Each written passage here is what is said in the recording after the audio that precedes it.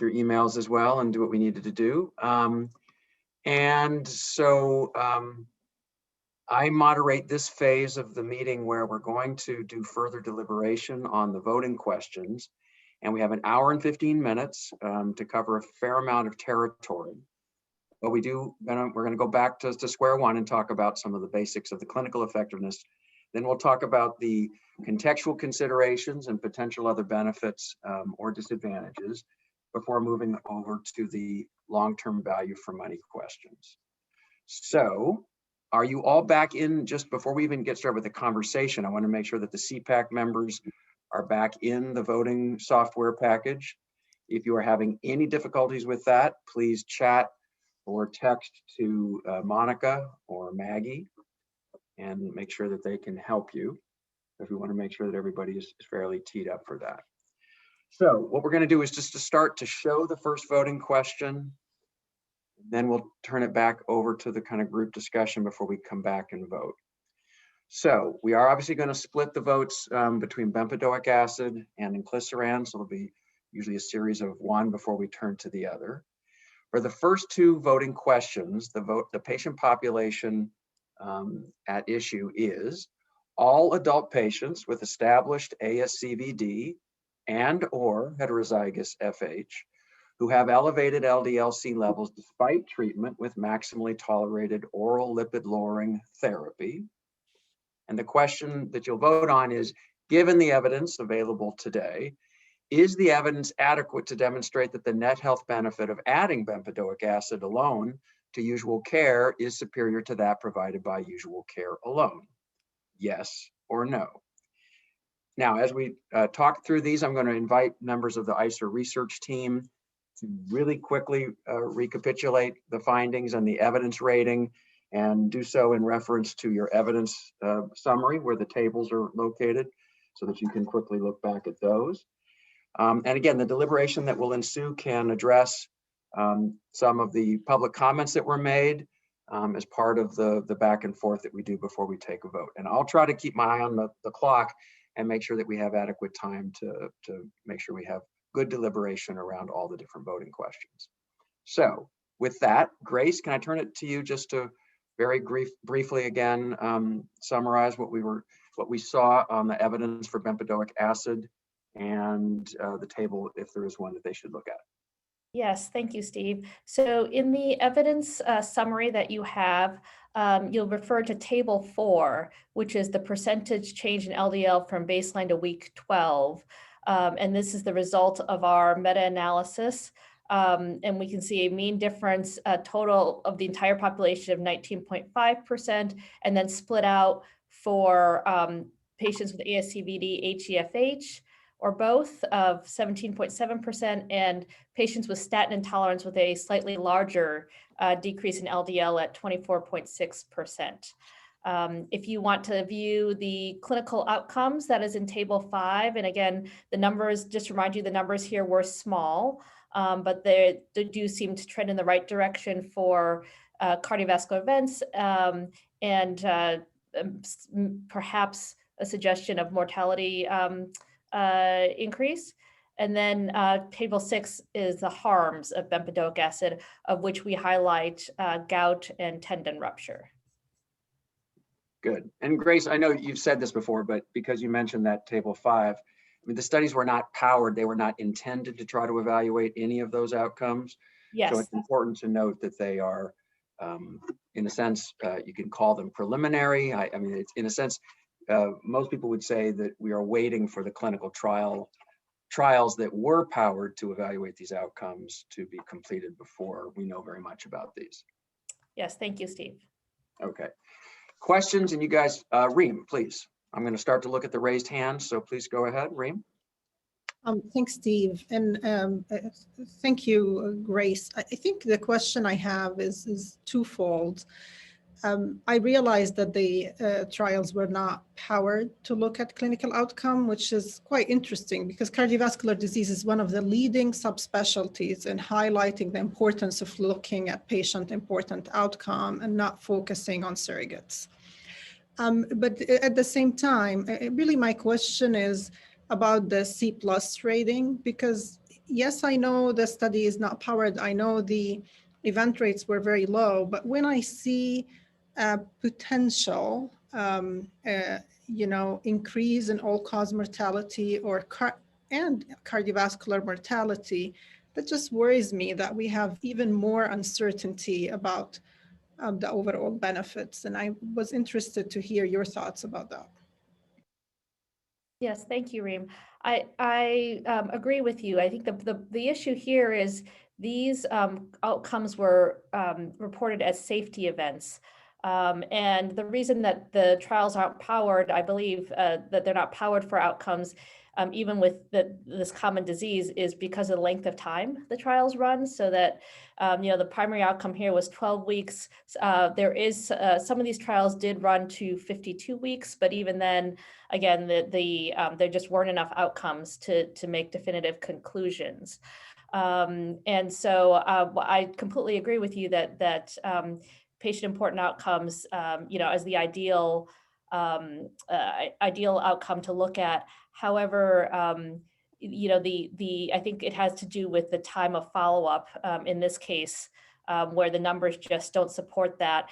And I will note that just for more contextual detail, that though there was the increase in mortality, about half of that mortality that happened were due to cardiovascular events. The other half were due to non-cardiovascular events.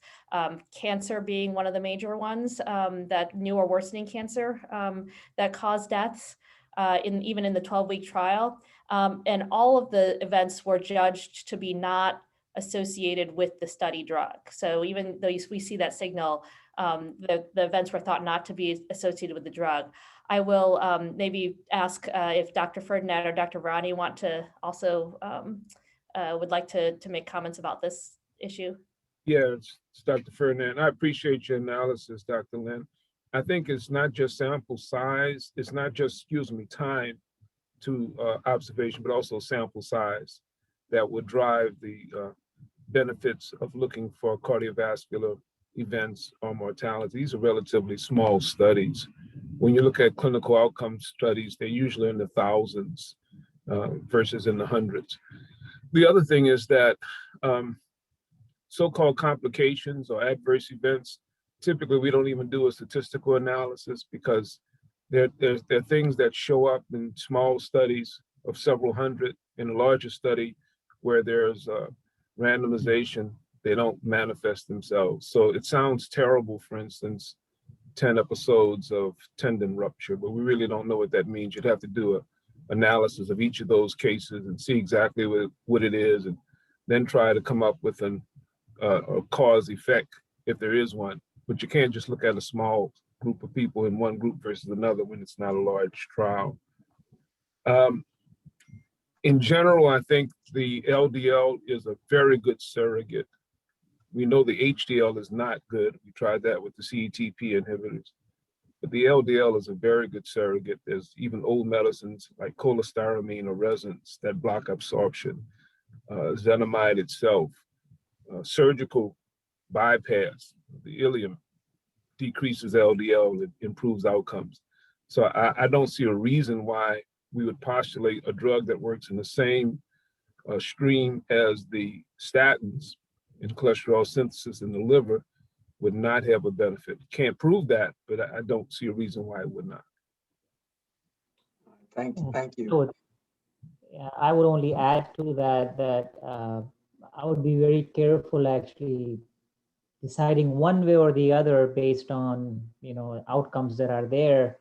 Of course, short duration is one, but it's based out of those 5 trials that are combined. So you've actually lost that benefit of randomization as well that was there for each of those trials. So, it's not apples to apples in the 2 groups when you combine those 5 trials. So that's why we have the long-term trials that are pending. I believe the clear outcomes, which is for bempedoic acid, is enrolling about 14,000 patients. And then that would probably give the correct answer in terms of benefit, as well as what would be the possible magnitude of that benefit, as well as we've discussed. Great, thanks. Let me go, because I know Ingva was waiting from the very first round and his hand is still up. So Kat, I'll get to you, and Rachel. Let me go to Ingva first, if I might. Thank you. Just a quick question here to also Grace. So I noticed there were twice as the elevation of twice as many people had an elevated of ALT in there, which was more, significantly more. They didn't split it down with severity. As a hepatologist, whenever a drug works on the liver, and given the history of cholesterol-lowering agents and the withdrawal from markets for liver injury, that's an issue, particularly when there is small sample sizes, because then what happens when these things get rolled out, then you can see significant liver harm. When you have an initial signal question, did they break it down? Maybe I missed that and you put it in there, but did they break it down to severe liver issues in those? I saw that with inclisiran, that they actually had the 3 times the upper normal limit one, and then they didn't tell me how many were just abnormal, but maybe you can comment on that. Yes, thank you for that question. I'm looking here at the full table, and they did not actually break it down in their study about what that actually, how much of the elevated liver enzymes that was.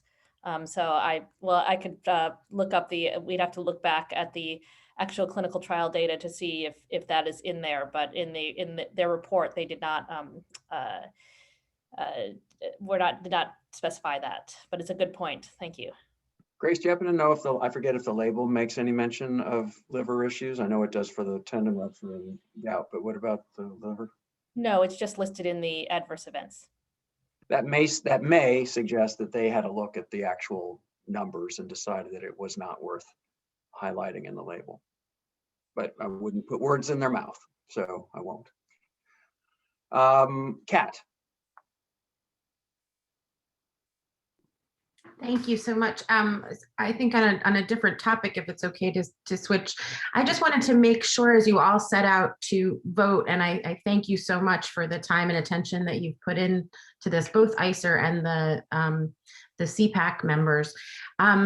I want to make sure that we're oriented, and I'll share my perspective as somebody with familial hypercholesterolemia, but also somebody who talks to hundreds of people with familial hypercholesterolemia every week, to orient ourselves to the LDL levels that we're talking about in the FH population. I think you all know that FH is usually diagnosed with an LDL over 190, which is twice what you hope it would be for people. But I want to make sure you all have it in your mind that often means that the LDL level is much, much higher than that. So for example, my untreated LDL number is 360. And that's the same for my 2 sisters. My 7-year-old daughter, her LDL untreated, she's 15 now, but when she was 7, it was 280 when we discovered it at age 7. So I just wanted to make sure that you have that in your mind, that that we're really talking about. We see it also in the research at the FH Foundation that our national registry shows that on average, people who their untreated LDL levels are 250. And then that it takes 3 to 6 medications to get their LDL levels to those thresholds that are recommended in the guidelines. So people who get their LDLs below 100 or below 70 are usually on 3 to 6 medications. And we heard wonderful, powerful stories about people with statin intolerance. And I don't think Catherine really got to the point where she would be able to share that her LDL was similar to mine, I think a little higher in the upper 300s. On statins and ezetimibe, LDL still at 160. So different from what you see in the baseline from the clinical trials, still very, very high. So there are a lot of people who are on statins and ezetimibe, and their LDLs are still extraordinarily high at places where you would start treating with a statin if that's what it was. So I just wanted to make sure that I shared that from my personal perspective, on behalf of people with FH and severe hypercholesterolemia, to make sure that we understand we're not necessarily, playing around at the margins. We're really finding people who are very far from the margins and getting treatment late in life. Too often. This question, by the way, I don't know if you know what the further questions are coming, but we have it for the whole population with the relative percentages, if you will, of FH and other kind of patients who might be eligible here. And then we have subpopulation votes if we need to go there. So it's good for them to know of the spectrum that you're talking about. So just my guidance is that for this question, they're meant to think about the whole population, since we're in a sense talking about, if you will, that larger population and then the subpopulations considered separately if we need to. Okay, let me see if there are any other questions. Good, because we're going to have a lot of these voting questions. Let's go ahead and move to the voting on this one then. It's bempedoic acid alone. I will read the question. You've got the patient population. Given today's evidence, is the evidence adequate to demonstrate that the net health benefit of adding bempedoic acid alone to usual care is superior to that provided by usual care alone? Please vote A for yes or B for no. And I know we have 15 voting members of the CEPAC, so when we get to 15, we will show the results.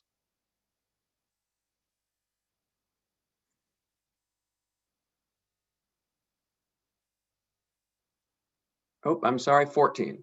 There was a change. Somebody had to drop out that very, Eric had to drop out. So we have all of our votes now. Could we please see the results? Okay, we've got 9 no and 5 yes. Let me just ask real quickly, because we're going to need to do this quickly, but I would like to know for the record, would somebody who voted no be willing to kind of unmic themselves and give us their rationale as they saw the evidence? And then I'll ask the same of someone who voted yes. And then we will move to the subpopulation votes. So first a no. Who would like to share their justification for their vote, for their rationale?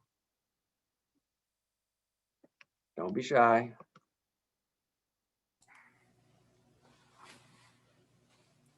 Steve, my hand's not raising. This is Scott. Please I go ahead, think, Scott. you know, what Dr. Ferdinand said, but in a different context, we have a relatively small sample size here, one trial over 1,000 patients. You know, I think the adverse effects may come out to play. More importantly, when you give this to a greater population, I think the relatively low overall LDL reduction of 18% in this population, those are the 3 things that really factored into my thinking. Okay. Anybody who voted yes, care to share their thinking?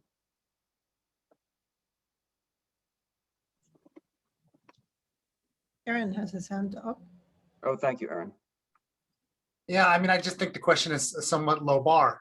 It's like, is there, evidence over usual care alone? And I feel like, as the presentation gave, that it's, there's moderate certainty of a comparable small net health benefit, and that likely clears that low bar. I wouldn't classify it as great evidence and a big benefit, but enough to sort of say yes on this question. Okay, thanks. I think we'll be able to capture those 2 perspectives when we write up the results, so that people can reflect on the meaning of the different votes. Let's move to the next vote then, because we are going to, since the majority vote was no, we're going to vote on some subpopulations. So here the question is, if the answer is no, which it was, the majority vote, is the evidence adequate to demonstrate the net health benefit of adding bempedoic acid alone to usual care is superior to that provided by usual care alone for patients who have statin-associated side effects and are therefore often called statin intolerant? So just a preview, if you voted yes on the previous question, you're going to vote yes on this one.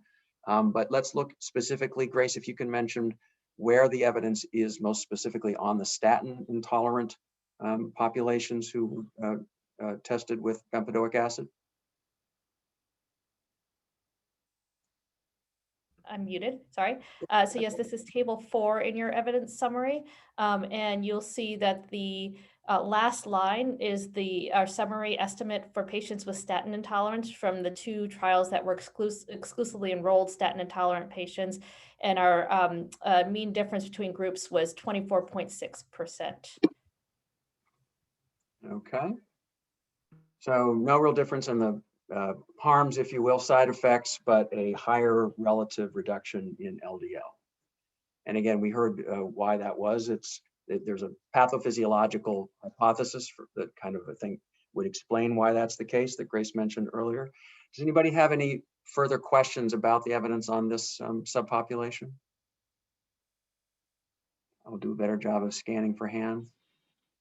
Okay, good. We've already talked about the database pretty well, I think. So why don't we go ahead and go back to the voting slide. right, and I see the number you've already voted, so again, A is yes for statin intolerant patients and B is no, the evidence being adequate. Okay, please show the results.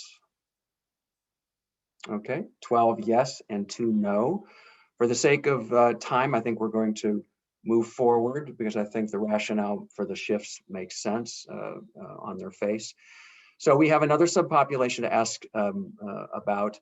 And here again, if the answer to number 1 was no, is the evidence adequate to demonstrate the net health benefit of adding bempedoic acid alone to usual care superior to that of usual care alone for patients with heterozygous FH? And Grace, is it the same table? It is. Well, go ahead. Well, no, it's not. It's No, not it's really. not. There was only 1 to 5% of patients in the studies that had HeFH. So we did a summary and found an estimate about 22%, but that wasn't statistically significant from the overall population, likely just from small numbers. So here, I guess I might as well, I mean, I'm channeling Kat and perhaps at least one of the clinical experts, if not both. Here's where you're thinking about the relative reduction and the absolute reduction. Should at least be something you're thinking about, because if you're starting from a much higher number, a 20% decrease is going to be a much larger absolute difference, all the way back to Brad's question, I think, in the first hour. So I'll let any of the clinical cardiologists comment on this, including Kazi, if you'd like. But this distinction, since we know that people with HeFH are more likely to start out with a higher baseline LDL, and maybe Kazi, you have population data on that, or we can assume it from other clinical trials. How would you characterize this issue for the panel? Well, they're very high LDLs, very difficult to treat. I think Kat spoke clearly and passionately about the fact that these patients have difficulty lowering their LDL. Any means necessary would mean that you probably would end up on 2, 3, 4 different type of lipid lowering drugs. You're not going to have thousands of people in a trial with that because they're so high risk. No one is going to do placebo controls, and they're so high risk that the patients are not going to put themselves in a position where they're not getting anything that's possible to lower their LDLs. Kazi, would you like to add something? You've got to unmute yourself. There is the additional idea that in addition, I think of HeFH as higher risk also because of the lifetime exposure to high cholesterol. So it's not just having a cross-sectional, at any given point of time, you have a higher cholesterol. It's also that you've had high cholesterol since a very young ages. And so there is quite clear emerging evidence that the cumulative lifetime exposure is a problem. And there was there's a comment in the chat box about, for these clinical questions, we're talking about all individuals with heterozygous FH, not just individuals who already have existing cardiovascular disease, which is different from the questions we'll have for the economic analysis. That's correct. Sorry, I didn't see that question coming through. Don, would you like to ask a question? Yeah, I get the anti-inflammatory effects of inclisiran, but I'm not clear about the anti-inflammatory effects of bempedoic acid. I know there's some, I suppose, hypothetical relationship to insulin, but clearly compared to statins, it's unclear. And that just gets me back to trying not to be hypnotized into thinking that because LDL goes down, that it necessarily means there's a strong anti-inflammatory effect. I wonder if you could expound on that. I'll let Grace start. All right, well, let me just start with the fact that they did in the bempedoic acid trials look at high sensitivity CRP as a biomarker. And they saw reductions from 9 to 31% across the trials. So it does seem to be some anti-inflammatory effect of bempedoic acid. This drug works in a step above the statin pathway. So perhaps you could postulate that, if there's something in that pathway that causes anti-inflammatory effects. There's also data that shows that bempedoic acid doesn't increase the rate of new onset diabetes or worsening glucose, which we hadn't mentioned previously. There's some data to suggest that. So I'm not sure, so, there may be some impact on or less impact on insulin levels, for example, than statins. But this is all a hypothesis, and I'll let some of the other clinical experts weigh in as well. Yeah, I mean, I think I fully agree with the comment that was just made by Dr. Lin. I would only add that I think, these pleiotropic effects of statins, whether those are anti-inflammatory, I think that's a very slippery slope. If you plot out all the events, you can pretty much explain that by LDL cholesterol lowering. Yes, that is a debatable issue. But I think overall, when we look at these agents, I think we should probably concentrate more on the LDL cholesterol lowering, because for most of them, if you plot them on the CTT line, you can explain most of that by LDL cholesterol lowering. Even for statin therapy, most experts would agree that that's the case. Sure, they may have some other effects, but most, if not all, of the impact of statin therapy, and hopefully, if these drugs are beneficial with long-term outcomes, will probably be related to LDL cholesterol lowering predominantly. Salim is far more eloquent about this. My hypothesis is I've never met a new drug that doesn't want to be anti-inflammatory. Like, let's just focus on what we know, and the emphasis should be on the LDL. Well, the fact that it lowers HSCRP is something that may be beneficial, is the strongest we can say. But since it works in the same pathway in the liver, I wouldn't see a reason why it would not have anti-inflammatory effects, although I can't go beyond that. Yeah, and that was something we heard about also. Again, it's you can weigh it in different ways, but this does at least work in the same pathway as statins to an extent, as Dr. Ferdinand just mentioned, that gives some or many clinicians at least a sense that it's fairly reasonable to assume that the LDL lowering will translate through in that way. Okay, I think we are good to go for a vote then on that question. This is the subpopulation of patients with heterozygous FH. Is the evidence adequate to say that adding bempedoic acid to background therapy is superior to background therapy alone? Just need one more. Great, we could show the results. Okay, 11 and 3. So similar enough to the previous question that I think, again, I'm going to move forward so we have lots of time to talk about these issues for inclisiran and then other aspects of the votes. Okay, so shift gears here because we're going to be talking about inclisiran now. The patient population remains the same. All right, here, I shouldn't say the same because now we're going back to the larger population. This is all adult patients with established ASCVD and or HeFH who have elevated LDL-C despite treatment with maximally tolerated oral lipid-lowering therapy. So again, given the evidence that was presented today, is the evidence adequate to demonstrate that the net health benefit of adding inclisiran to usual care is superior to that provided by usual care alone? So Grace, again, may I invite you to mention the evidence and our evidence rating? Yes, so in your evidence summary, the inclisiran tables are tables 8, 9, and 10. And you can see in table 8 that lists the 3 key trials with the different populations. The reduction in LDL is remarkably consistent, all approximately 50%. That goes for the HeFH population and the ASCVD population. In terms of clinical outcomes from the data that we do have, which again, very small numbers, there was a significant decrease in the composite cardiovascular events. And then in terms of harms, there were very few serious harms, nothing that was significant. Mostly the injection site reactions was the most significant. And our evidence rating based on the degree of LDL lowering and the safety profile and its similarity to PCSK9s was B+, meaning that there was a moderate certainty of at least a small net benefit for this population. Great. So again, you've got a drug for which we are waiting on the hard, if you will, clinical outcomes. We've got a bigger LDL change versus usual care background therapy, and is as Grace said, really not much of a safety signal so far.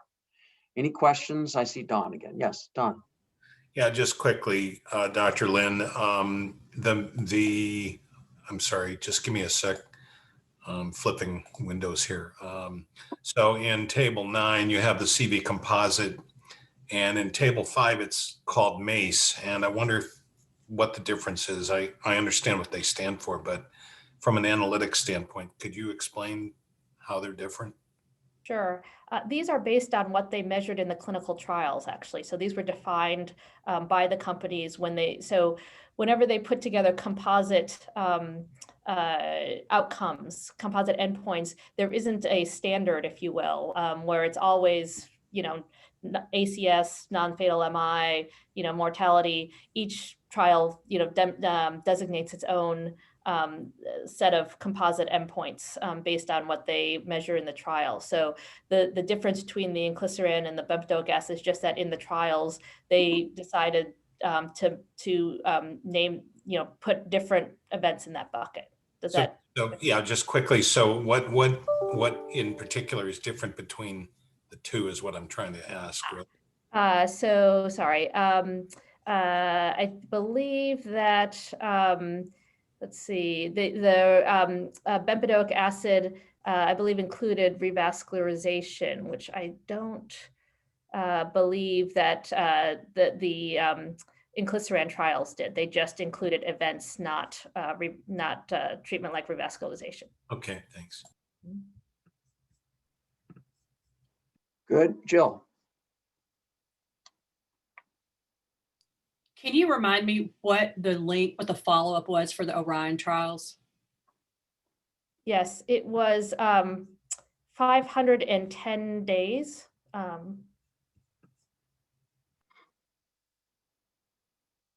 It's an interesting endpoint, isn't it? Was that just an average time to treat? It wasn't pre-scripted that way, I assume. Maybe they had a data safety monitoring board that halted it or something. I don't know. Okay, we have Jill. Did that answer your question? Okay, good. Does anybody else want to ask any questions about the evidence that we have on inclisiran for the whole population? Okay, then let's go ahead and vote. Here again, A is yes, we do have adequate evidence that adding inclisiran is better than background care alone, and B is no.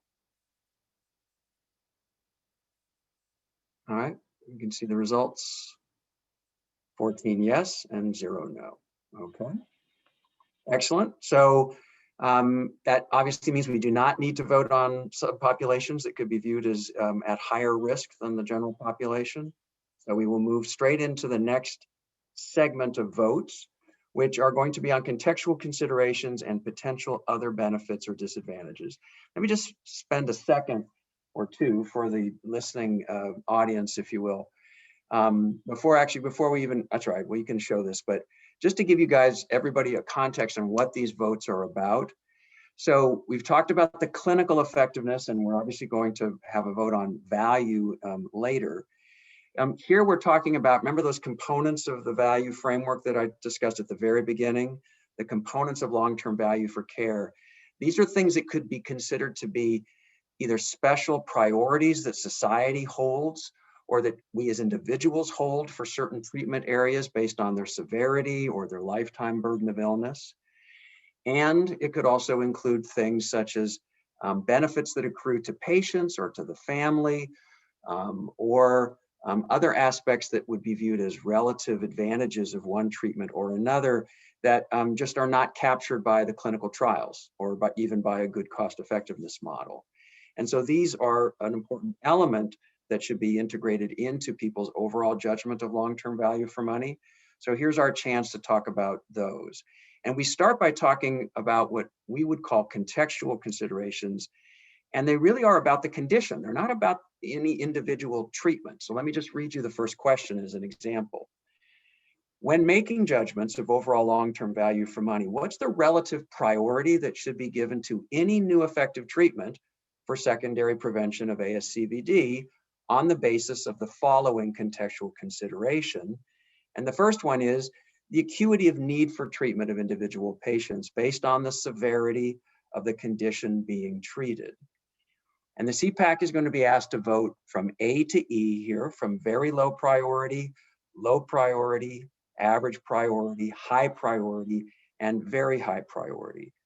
And the reason, again, that these are framed as priorities is because it's not that there's a specific price tag that we can necessarily put on these, but it's a relative sense in which some of these values come into play when people think about the health gains that we might get from a new treatment in any new treatment in a certain condition area. So acuity of need for treatment, what does that mean? Based on the severity of the condition. What this is meant to capture is the sense that has come up in many different decision-making settings, that if there is a rapidly progressive and often fatal disease, that patients, because of the severity, that they have an acute need for treatment. That waiting, that there's a benefit to the need based on the severity, because it is usually, again, rapidly progressive and fatal. And people have felt that therefore even relatively small amounts of health gain on an average basis might be given greater priority if it's for a rapidly progressive, and as I mentioned, fairly often fatal condition. So that's at one, way at one end of the spectrum, and there are many different ways to look at this. So we're just going to talk about this in general, and then we'll have a vote. But I'd invite the CEPAC members to, again, to kind of explain your thinking or your wrestling with this question and how you see it. Usually preventive treatments are not considered to be high priority on this basis because they're not treating something that's very severe in the moment. Prevention has its own set of priorities that we want to take into consideration, but in terms of its acuity of need for a rapidly progressive condition, this is not usually one that would be attached to a preventive treatment. That being said, we wanted to kind of put this out for discussion before we vote. Kat, I'm just curious because you've been with us through several different meetings, and again, we're working on different ways to capture these kinds of values. Yeah. I wonder if that made sense to you. Thank you, Steve. Thank you so much for asking me, because I am excited to hear what you think, because I think for cardiovascular disease, there's, of course, I don't know how you make a determination on this question, right? There could be somebody who had a bypass surgery 20 years ago, very serious, they have ASCVD, who is maybe relatively managed on statin and ezetimibe. How do you, but of course, anybody with ASCVD, and then you have somebody who had a heart attack last month. So how are you going to vote on this question when in the pool of, and I have a second point though, in the pool of people, you have both the very recent heart attack or the old heart attack. But the other question I have is, I think of, say, arthritis. The high LDL is like the arthritis causing the joint damage. The high LDL is causing the damage to the arteries. So are you thinking of it in the same way? Would you say we can let the arthritis go until the joints are damaged and then it's acute? Are we going to let the arteries go until they're damaged and then it's acute? Yeah, and I may have overspoken in the terms of, it certainly doesn't mean that we want to wait or that somehow that's appropriate. I'll give you the clearest historical example of where this issue comes up, although a lot of different health technology assessment agencies around the world ask about severity. They ask it in different ways. And for instance, in England, they had a special weight that they would attach to a treatment for the last 6 months of life, because that was a very severe situation. Patients had little time left. And if you could even add on a week to 6 months of life, it was somehow kind of viewed as being more important, a higher priority than a week added to, a condition that would run for years and years and years. So they had a way of trying to capture severity in the end of life setting, if you will, or near the end of life. And other groups do it in different ways. And to my knowledge, having talked to people and been around the world, no one's happy with the way they actually do this because it's challenging, and there are some really clear examples where you can say, aha, that's it, and I know I want to put a lot more chips on that side of the table this time. But for other conditions like this one, it's not always so clear, right? Because as you said, we can call this a preventive therapy, but when we have the condition and it does occur, it suddenly becomes a very severe and can be even rapidly fatal condition if it's a stroke or if it's a big heart attack. So it's a bit messy, but so are many of the questions around social and ethical values of this kind. Can I say something? That was a long non-answer to your question. Well, I'm appreciating that it is, I appreciate it's hard to capture. I just, would be wonderful if you're all voting on the same understanding of the question. That's why I asked you first, because I knew that you would be able to give me the best question that would help other people understand what this means. Dr. Ferdinand. Yeah. So I'm going to say this without being too provocative, but I'm also going to have to be realistic. FH is, what Kat is trying to say, is outside of the paradigm of the traditional disease we treat in medicine. It's not the person who's coughing up blood and they have a pulmonary embolus, or they're coughing up phlegm and they got pneumonia, or they have really bad knees, you do x-ray, they have something. The lifetime risk for these patients with significant heterozygous FH is 100%. Something's going to happen. And when it happens quite quickly without symptoms. And when it happens in younger ages. Real patient this week, no names because of HIPAA. 55-year-old African-American guy, looks great, fit, used to play football, LDL 230 something. I tell him, you got disease. We do a coronary calcium score, it's positive. We look at his carotids, he's got plaque. His 17-year-old son died last year of sudden death. They don't know why. His first cousin died at 17. He's had uncles with amputation. This guy and his family are walking around with FH. Nobody makes the diagnosis because they're pretty asymptomatic before terrible things happen. So it's hard to measure the impact of allowing people to walk around with a disease that's going to cripple or kill them just because they don't, quote, have disease. And clinical cardiovascular disease means nothing to those patients because when the plaque ruptures, it does so with little warning. That's a wonderful statement, and I agree with everything you said, and it's a helpful perspective too. One thing that I can imagine doing in our report again is that we're often forced to take votes on averages or on broad populations because that it's indicated for a very broad population, but it's very helpful to sometimes identify the concrete, if you will, subpopulations for which these situations might be different. And I could imagine we still would want to vote in this case on the broader population of patients with secondary ASCVD. So you have to have this kind of bizarre image in your head of some average between patients of different backgrounds and experiences. But we should, I think, indicate in our report that certainly there will be subpopulations of patients with HeFH and others for whom this becomes much less of a kind of long-term preventive issue and a really ticking time bomb that is known to go off in the relative near future even. So I think we can hopefully do a bit of both. All right, so I know we've got some other votes of this type coming up for which we might need also some discussion. So let me just see. I'm sorry, Alan, you had a question, and then we'll see if we can, if we need to discuss it. And my apologies, you may have just addressed it, but I was fiddling with putting these earbuds on because I think something about my speaker causes. So hopefully there's no feedback when I'm talking now. It kind of speaks to Kat's point, and I'm assuming that for this question, we're answering not based on subpopulations where there may be differences in shorter term acuity and need based on certain disease profiles and subpopulations. This is for the general population. So that's what we should be thinking about when answering this particular question, knowing that the answer may be different if the question was specific, just like the previous questions we just had to certain subpopulations. Absolutely. And it's fine that you had your earbuds out because I think you might have said it more clearly than I did. That's good.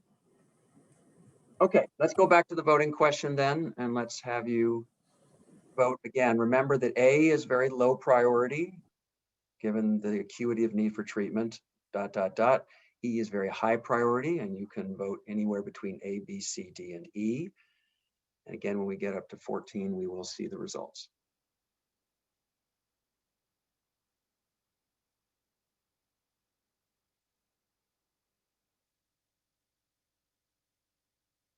All right, let's see what it shows. All right, a little bit of a bell curve, but it shows, as you can see, 0, very low, 5, low priority, 7, average, 2, high, and 0, very high priority. And we will make note that as with certainly the clinical effectiveness considerations, that the patient profile, that there are important subpopulations within the entire group for which this situation might be very different. Let's go to the next question. Okay, so we've talked about acuity, severity. Now we're going to talk about lifetime, and it's not going to get any easier. So the question is, when making judgments of the overall long-term value of money in this area, again, with any new effective treatment, what would you say is the priority on the basis of the magnitude of the lifetime impact on individual patients of the condition being treated? The reason this question is often included as a way to try to capture a different kind of way of prioritizing is because we know that there are conditions that can be chronic, like multiple sclerosis, for decades, that have a very severe impact on the lifetime kind of health of patients. But in any one year, they're unlikely to be, if you will, rapidly progressive and fatal. So again, this is meant to capture that longer term perspective on the magnitude of the lifetime impact. And so you're in a sense, you're being asked to think about the average of what? Of some patients who will never get cardiovascular disease? Well, they've already had, this is for secondary, right? Secondary prevention. So a lot of these patients will have another event. Not all will. Some will have a small heart attack. Some will have a devastating stroke or a fatal MI. So you're having to kind of think of all these different possibilities.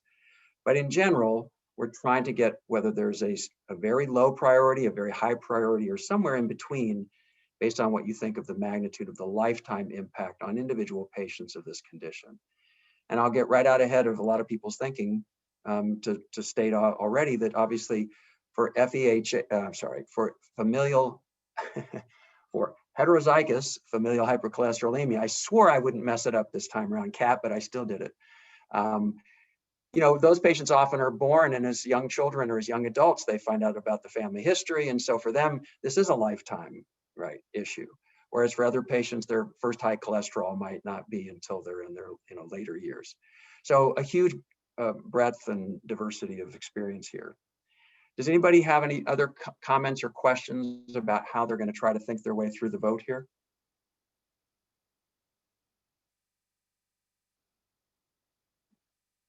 Okay, thank you. That's actually helpful given I know we're going to want to spend some time on some of the other issues too. We've got about 30 minutes left. So let's go back to the voting question. Okay, and please vote again on the relative priority given the magnitude of the lifetime impact on the individual patient of the condition being treated, which is secondary prevention of ASCVD.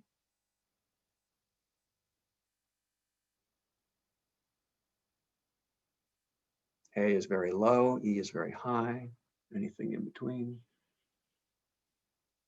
Okay. You can see the results. Okay, here again, we've got 2 low, 5 average, 5 high, and 2 very high priorities. Okay.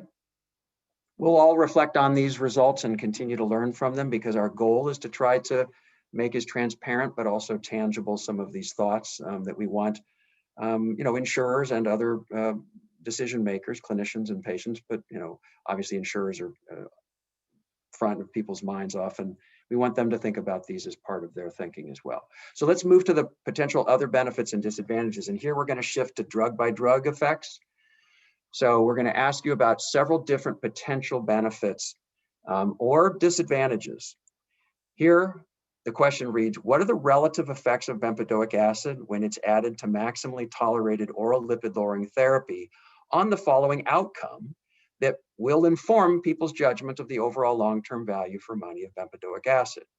So the outcome that we're interested in here is what's its relative effect on patients' ability to achieve major life goals related to education, work, or family life.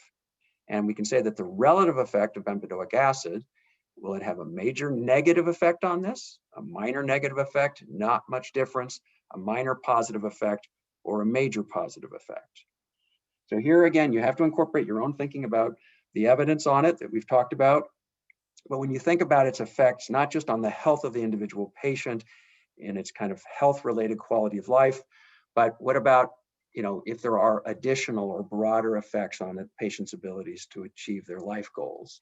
That's what this is meant to try to capture. As I've told the CEPAC, and I'll mention to others now listening, this is often meant to capture conditions that might, for instance, again, extend through phases of people's life when they're trying to do education, or it can certainly be work at any age. But sometimes there are chronic conditions in particular that, any kind of benefit on health can have these broader kind of lifetime or life course affecting effects. So that's kind of what we're after here. Kat or Andrew, anything you'd like to add as you hear that question? Does it strike any thoughts for you on how it relates either to FH or ASCVD in general? I think one of the challenges I'm having with these questions, they're really, important questions, is what are we thinking of the LDL as the driver, right? Or are we thinking of the ASC, are we treating the LDL, or are we treating the ASCVD? I think that's what hangs me up on, especially on the previous two questions. But on this question, what really comes to my mind is that I do hear from a lot of people that they really do have statin associated side effects. And sometimes they don't have them for the first 10 or 20 years that they take a statin, but they develop them over time. And I think even outside of FH, with people who have high cholesterol, the possibility to have an option for something that works similarly, but might not give them the same side effects, I think is really powerful. And I do hear that. I don't have side effects myself, but I hear it over and over again from people, as you heard from the patients earlier. It's not, it's shocking to me, but it's not worth it to live like this. I really have these muscle aches, and often their doctors don't believe them. They get poo-pooed, but they're real. So that's what comes to mind for me is if prevention happens over a lifetime. People need to be on statins, or, earlier in life. And if they can't do statins, then maybe this is an option for them. I know it's a little tricky because the trial's not out yet, but I know that's one thing you're thinking about here. Okay, thanks. And actually, believe it or not, I think your comments are very apropos to a subsequent question that's coming in just a minute or two, because there's a specific question about if you will, the other benefit of having another treatment option for people who are statin intolerant. So we'll come to that in particular. All right, Reem. It's something I don't know if it directly relates to the question, but I don't think we've discussed how often is it that people are actually not diagnosed with this condition, and the fact that we have potentially a new treatment option would increase the possibility of them even being diagnosed. Is that something that we should at all consider? Maybe not directly to this question, Steve, but I think it is a related contextual issue. It can be, certainly, and it's interesting because that comes up most often when it is really the first treatment option for patients with a rare condition, for instance, and suddenly there's a treatment, and now you start screening for it and doctors learn about it, and it really kind of catalyzes a lot of changes. And I do remember hearing about that a certain amount with PCSK9s, because they were viewed as a really kind of different step in therapy that would now maybe accelerate interest in identifying and diagnosing FH in particular. Not sure if that's proven out to be the case, but it was certainly a hope that if there was a more effective treatment for those patients, it might stimulate greater awareness. I'm not sure that really attends to bempedoic acid, if you know what I mean, but I'll let other people consider that.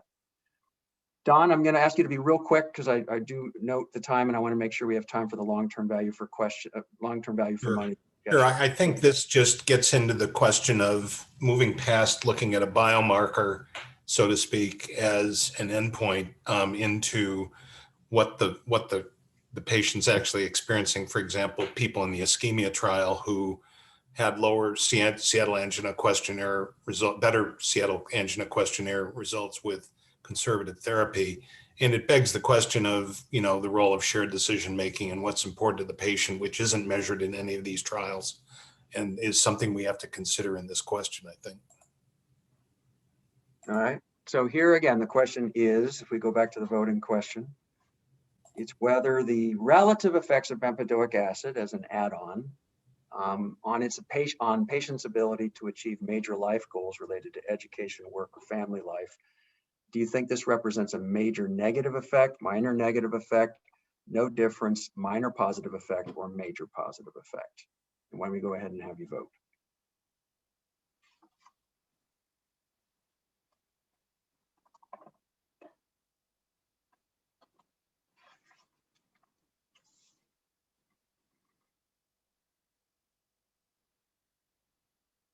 Great, thank you. Let's see the results.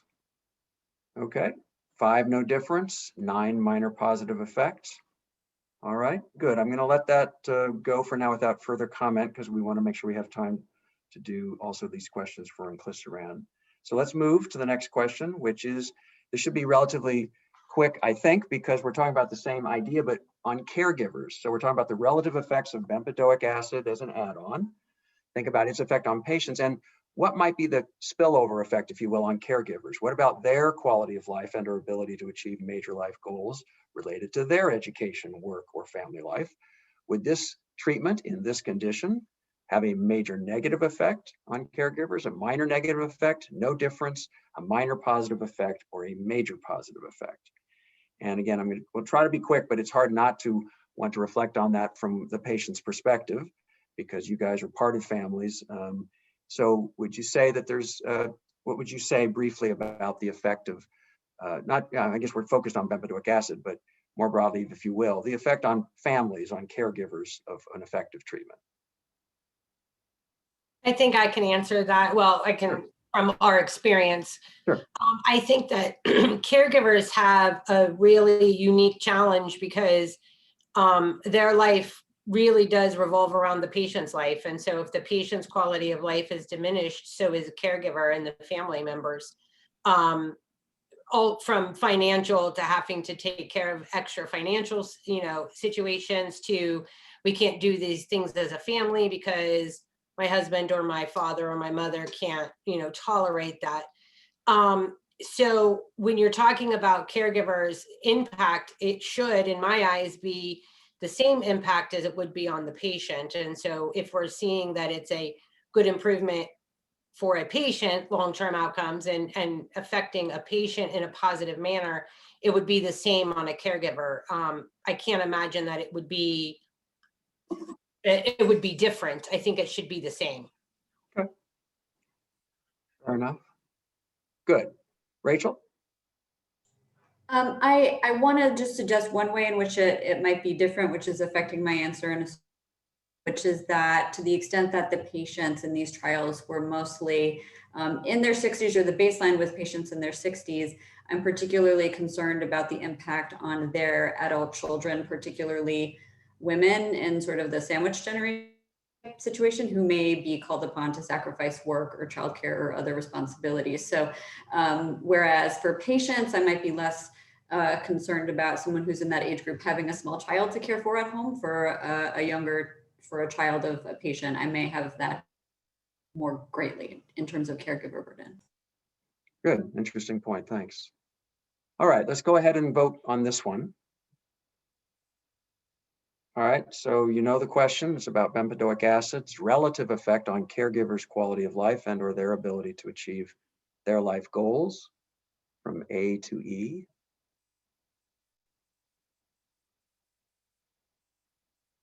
All right. And okay, little shift over towards a few more minor positives, I believe. Okay, thank you. I think we have one more of these. And then we have an other actually. So this basically is, well, actually, we were going to take this one out for bempedoic acid. I apologize. This voting question did not seem relevant for bempedoic acid. And if anything, it was going to confuse everybody. So let's move right past this voting question. Okay, so We could start here and end here with a lot of the topics that we talk about. Here we're asking about the relative effects of bempedoic acid as it affects patients, obviously, and caregivers, if you will. What about its effect on the problem of health inequity? Now, that is framed very broadly because, as the CEPAC knows, sometimes people are concerned that new treatments might worsen health disparities because they end up in the hands of the already plugged in, already kind of well-insured, et cetera, patient population. On the other hand, often we want to make sure that we're thinking about whether a condition is having a major preponderant effect in disadvantaged communities of different kinds, and whether therefore addressing their health needs would help improve the problem of health inequity or address it in some way. So here we could think of bempedoic acid's relative effect as having on this problem either a major negative effect, minor, again, no difference, minor positive effect, or major positive effect. Would anybody like to make a comment about how they view treatment of, and we're going to ask the same question of inclisiran, by the way, and that's where, again, the relative effect is important to think about too. But anybody want to say anything about this aspect of treatment for this condition and its relationship to health inequities? Dr. Ferdinand, I could ask you because I know you care for a lot of patients from disadvantaged backgrounds. Any new drug, you're right. You spoke to it, you said it in one sentence, and I think most people heard you, but they may not have understood how important that is.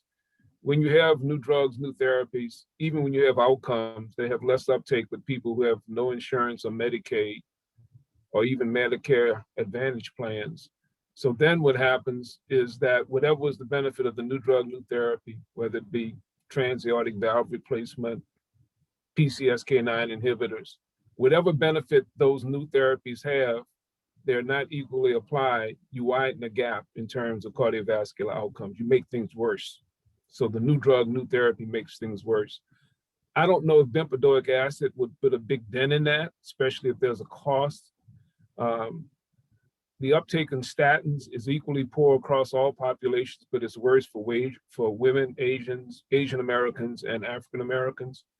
And some of that's just related to bias in the system. You know, people don't treat women as aggressively or don't treat minorities as aggressively. So I don't know if a particular drug can do that. I think the main problem is if the drug is not cost available, then you widen disparities. That's the big problem. Okay, thanks. Any other questions or comments before we vote on this one? Okay, let's go ahead then.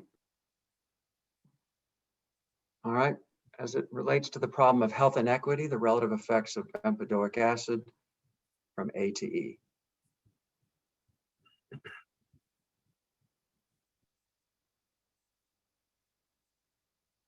Thank you, and okay. Major negative, minor negative, no difference.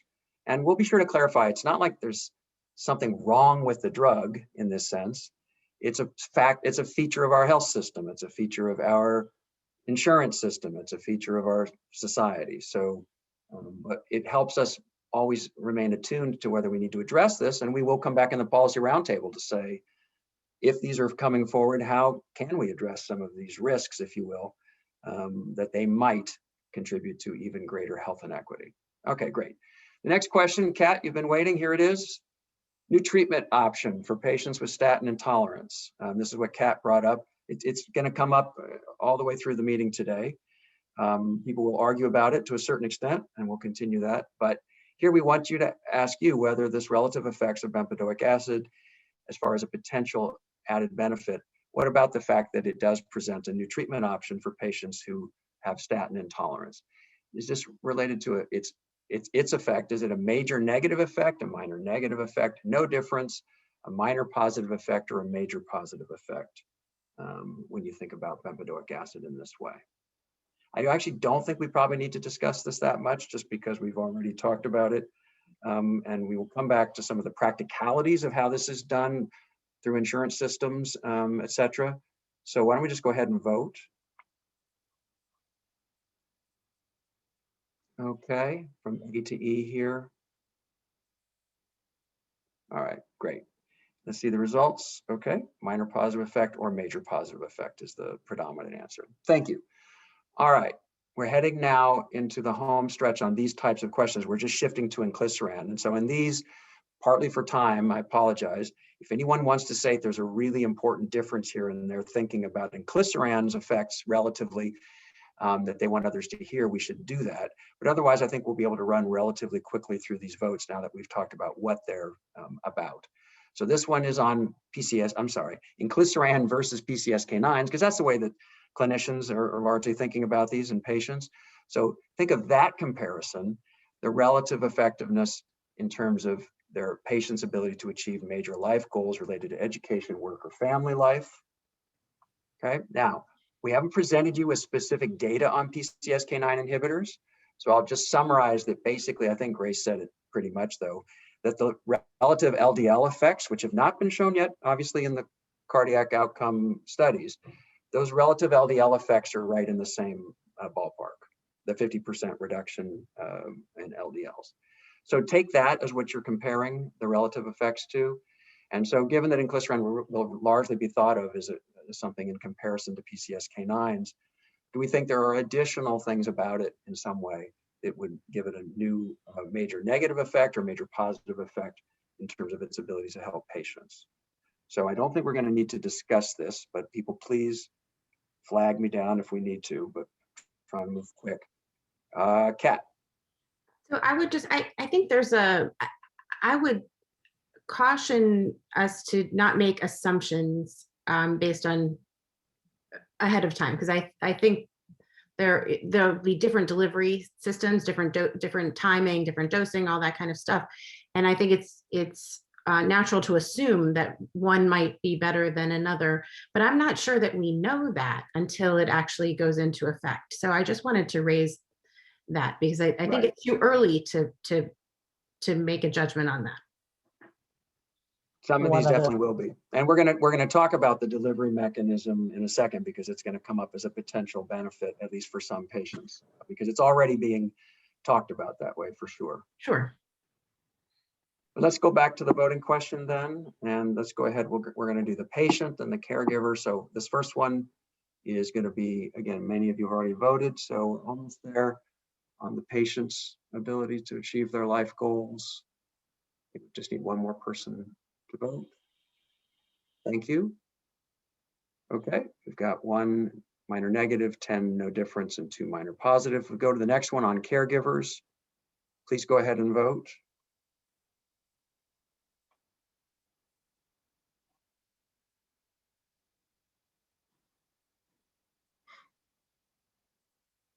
Brilliant. Next, we'll see the results.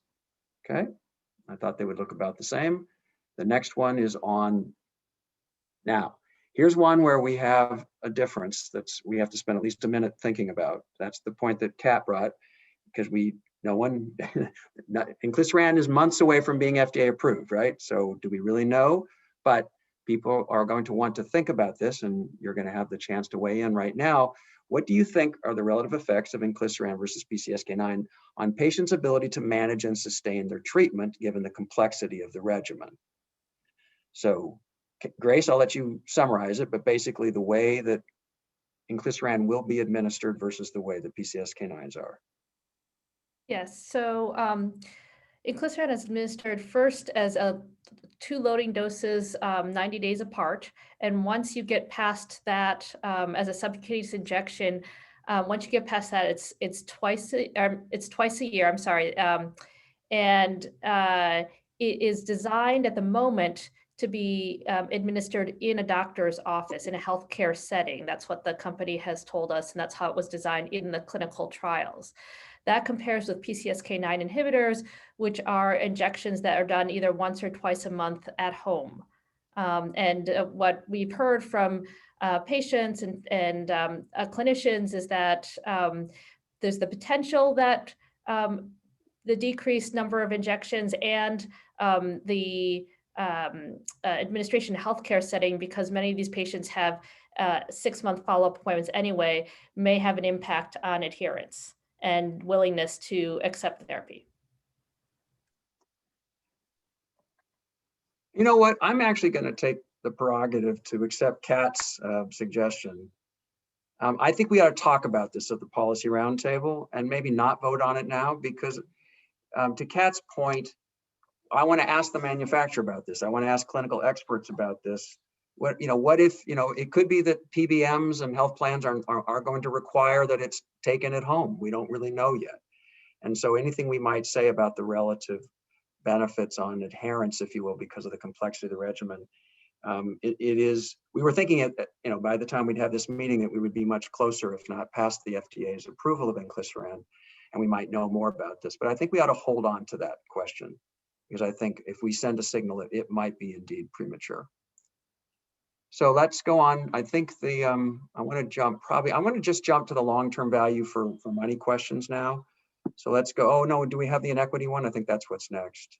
So let's go, yes. So let's please go ahead and take that vote on this treatment as well, because it's again, inclisiran versus PCSK9s. Do you think this will have, in a sense, some relative effect on the problem of health inequity? A to E. Not sure. Dr. Ferdinand, let me invite you again, though. I mean, to the extent that you do want to weave in whether you think the mechanism of delivery could or could not have an impact on inequities, given the current landscape where PCSK9s are in disadvantaged communities. What would you say? So it's a nuance of what I just said about new therapies, widen disparities. Yeah. But if a new therapy is built into usual practice and the person has a medical home, it may have a benefit, and that now the clinician can put his or her hands on that patient and ensure that they do the therapy. As Kat will tell you, when PCSK9s were approved, even after prior authorization was completed, anywhere from 15 to 20% of people never got it. And the drop off after a year is almost as high as statins, because you have to keep going back to get prior authorization. The patients have to keep up with the injections. Whereas if you built into it a visit to a provider's office, it may actually narrow that new drug development that I spoke of that widens disparities. Don't know that, but that would make sense to me. Can I provide Yes. view on Someone, this? please. I mean, I think we got to keep in mind that it may narrow the disparities, but it may widen the disparities as well if it's going to be administered in a clinician's office, where if a patient of color has difficulty coming to a clinician's office and they are not able to get the medication at home where they could administer it themselves, there's that side of the story as well. So I think it could go either way. It may improve care because now they have to come to a clinician's office to get the shot. On the other hand, it may actually widen the disparity as well. So I just don't know if I can decide on that based on the information we currently have. Can I make one more? I have a question, really. You're all clinicians, many of you. I'm not in cardiology. Your single, who's set up to deliver Part B drugs in their office? You buy ahead, and I guess I'm curious about this one too. Do we know if somebody if you go to a big healthcare system, of course they're set up to do that. If you go to a single practitioner, it's a genuine question, are they set up to offer Part B drugs, or will somebody have to go somewhere else? I still don't understand exactly how this is going to play out. I hope that having the combination of options will be the best for people, but I don't know how you answer right now. Any of the clinicians want to offer an answer to that? Are cardiologists currently set up, like private practice, small practice cardiologists set up to deliver this kind of treatment? It's a sub-Q treatment. I would say, it's very highly variable, like large health systems are, and VA hospitals will be, but smaller places may not be. I think if the lesson though is that, patients weren't ready to self-administer medications either when PCSK9 inhibitors came by, and the companies spent a lot of money in making it possible for patients to do it. And I suspect that the same will happen, that there will be a lot of support for physicians to get the drug and bill for it. Again, I'm saying this based on an overview of past economics rather than actual inside information. All right. Okay. So, and Kat, again, great question. We'll come back to some of these aspects in the policy roundtable. So we are already going to have to push a little bit past our time point here to do the long-term value for question, but we do want to go ahead and have this vote before moving to the long-term value for money questions. So if you would please complete your votes, just one more person there, two more, it looks like. And we'll be ready to move to those questions. Okay. All right. I think there was probably a lot of countervailing influences there that people were trying to weigh. Fine, let's move straight through to the, let's go straight through to the, because this one actually isn't relevant for inclisiran versus PCSK9. So long-term value for money. Okay, so take a deep breath, because now we're going to be asking you to integrate your thinking about the clinical effectiveness, the cost effectiveness, and some of these other benefits, if you will, disadvantages and contextual considerations. And your choice for each question is going to be whether something is low long-term value for money, intermediate long-term value for money, or high long-term value for money. And we are going to try to be kind of streamlined in our voting, but this is where obviously you need to wrestle with how you pull those things together. And we're going to be returning to the information about the cost effectiveness model. So the first question is for all patients. All patients with ASCVD and or HeFH have their LDL too high despite maximally tolerated statin therapy. Here, okay, now so given the available evidence that you've heard on comparative effectiveness and the incremental cost effectiveness and everything else that I just mentioned, what is the long-term value for money at the current pricing of adding bempedoic acid with ezetimibe to usual care versus, sorry, there's a typo there. What is it when compared with usual care with ezetimibe? And Steve, can I jump in here for yes clarification? Yes. So we got a lot of feedback after the modeling question, and I wanted to say a couple of quick things as you decide, as you think about the value for money questions going forward. As part of modeling, inherently we're making assumptions about, you have a choice of parameters and you're picking what makes most sense for the clinical and situation. And I will say that overall, we took a very balanced approach to the parameters, but we're probably quite generous with the new drugs to give them the benefit of the doubt. So an example would be, we heard about the LDL being off, but in reality, risk is a combination of LDL and other factors. And so we kind of dialed up the risk. In fact, the MACE rates are pretty high compared with some of the trials that were cited. We were told that the quality of life estimates might have been conservative. Actually, if you assume more, that the baseline quality of life goes down, the cost effectiveness gets worse. So we're actually a series. I'm happy to talk in detail later, but there's a series of assumptions. And in the short term, of course, we got a lot of pushback on access, and I would just say in the short term, I would think that the experience we had with PCSK9 inhibitors was a win, because now you can see in the long term, the inclisiran price is being benchmarked to the PCSK9 price, and the fact that that price came down means that more people will have access to these new drugs. So again, we despite the feedback, we actually did spend a lot of time thinking about risk and LDL values. For this particular question, you're referring to table 11 in your evidence summary, where we're looking at bempedoic acid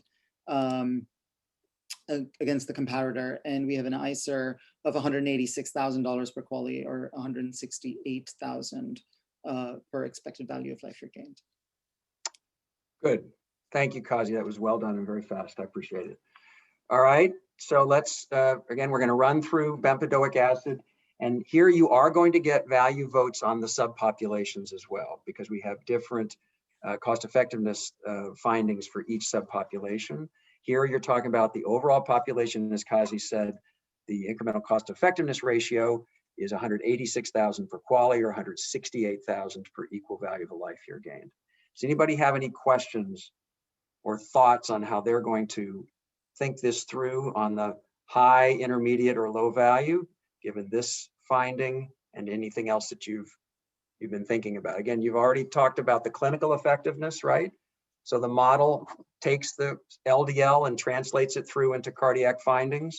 Many of you voted that bempedoic acid for the entire population did not have adequate evidence that it was better as an add-on. So you'll be wrestling with that.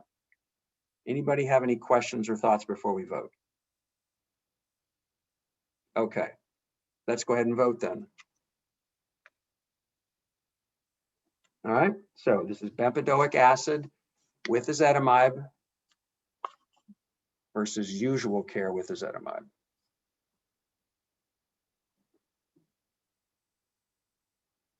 Okay, 13 low and 1 intermediate. Excellent. Let's go to the next one. Here we're talking about same drug, but we're talking about statin intolerant subpopulations.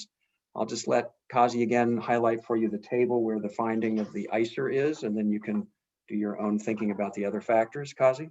So table 13 presents all the subgroup analyses for bempedoic acid and ezetimibe.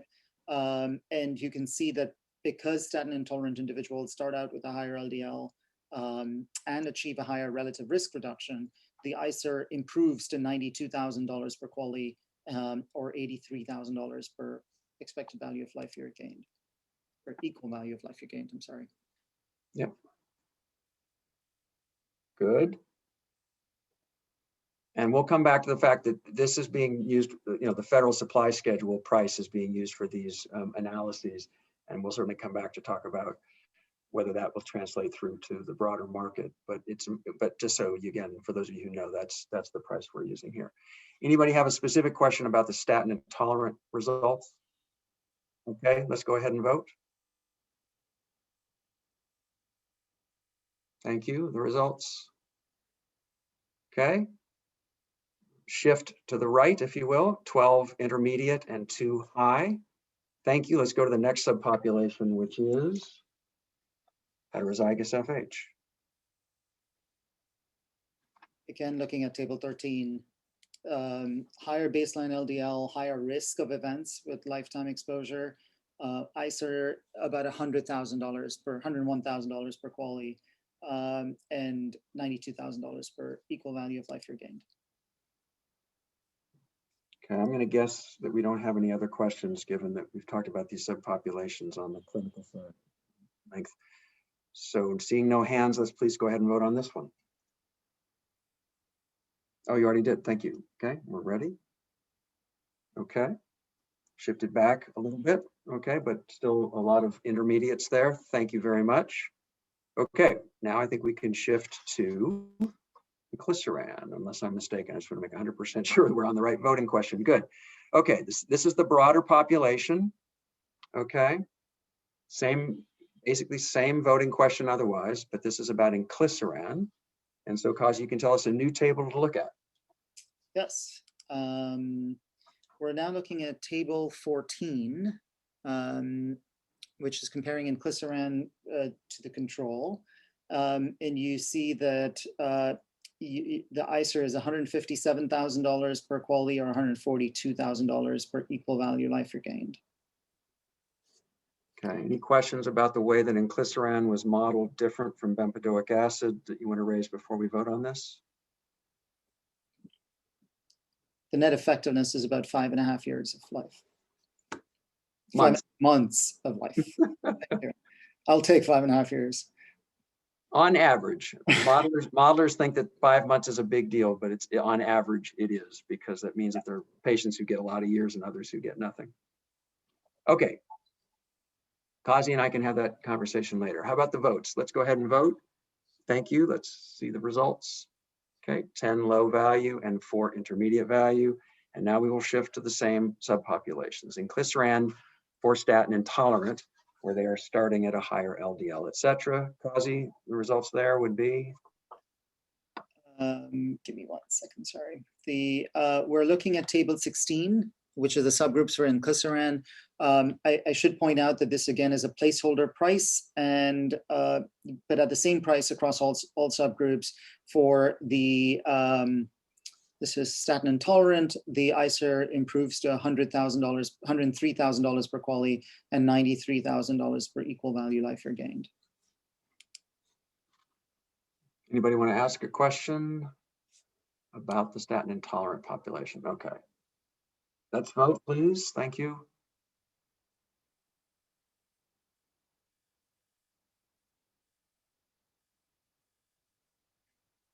Okay, we can see the results.